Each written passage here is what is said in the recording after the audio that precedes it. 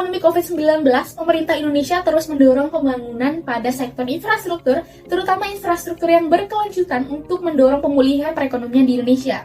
Sektor infrastruktur sendiri merupakan sektor yang menyediakan fasilitas dasar bagi masyarakat, yang antara lain adalah telekomunikasi, pembangunan jalan, dan juga transportasi. Sektor infrastruktur pasti tidak terlepas dari sektor konstruksi.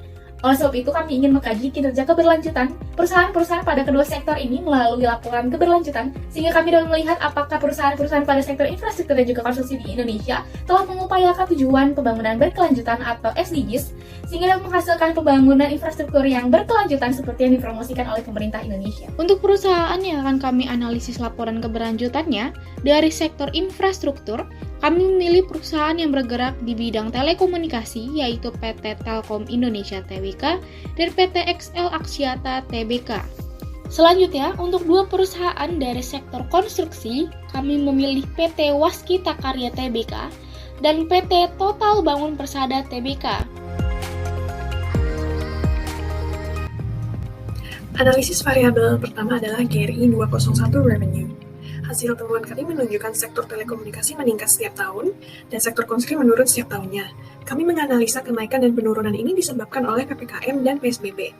Di sektor telekomunikasi, restriksi pergerakan ini membuat pekerja dan pelajar untuk kerja atau belajar dari rumah, di mana mereka membutuhkan kuota data yang lebih dari biasanya. Sedangkan di konstruksi, proyek-proyek konstruksi ini sebagai sumber pendapatan perusahaan ditunda atau diberhentikan akibat restriksi ini.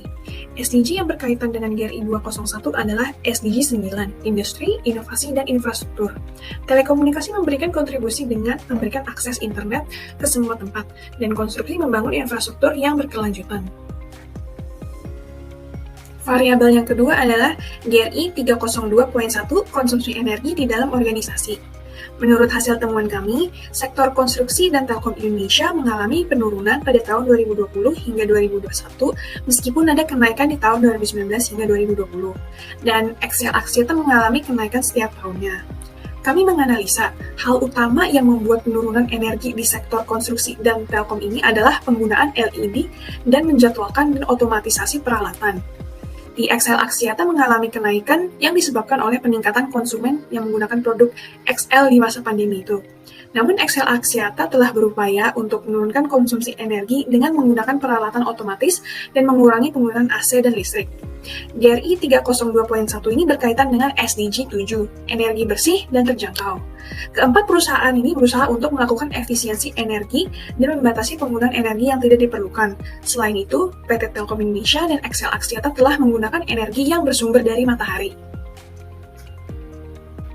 Variabel yang ketiga adalah GRI 102.3, informasi mengenai karyawan dan pekerja lainnya. Tabel ini menunjukkan jumlah karyawan pria dan wanita beserta persentase karyawan pria dan wanita pada keempat perusahaan. Persentase jumlah karyawan dan wanita keempat perusahaan ini cenderung mempertahankan perbandingan antara jumlah karyawan pria dan wanita dari tahun ke tahun dengan perbandingan yang hampir konstan. Tabel ini menunjukkan dimensi sosial secara spesifiknya kesetaraan gender di dalam organisasi. Dan salah satu concern dari tabel ini adalah proporsi karyawan dan pria dan wanita ini tidak sama dan tidak setara. Lebih banyak karyawan pria daripada karyawan perempuan. Berdasarkan hasil analisis kami pada laporan keberlanjutan keempat perusahaan tadi, kami menemukan bahwa keempat perusahaan tadi telah memiliki visi dan misi keberlanjutannya masing-masing untuk mewujudkan SDGs. Kami juga mengkaji 3 dimensi sustainability, yang pertama pada dimensi ekonomi, di mana kedua perusahaan telah mengupayakan pencapaian SDG 9 dengan berkontribusi pada akses informasi, komunikasi, dan internet, serta pembangunan infrastruktur yang berkelanjutan dan tangguh. Pada dimensi lingkungan hidup, keempat perusahaan telah membantu mengupayakan SDG 7 karena telah melakukan efisiensi energi dan juga pembatasan penggunaan energi yang tidak diperlukan.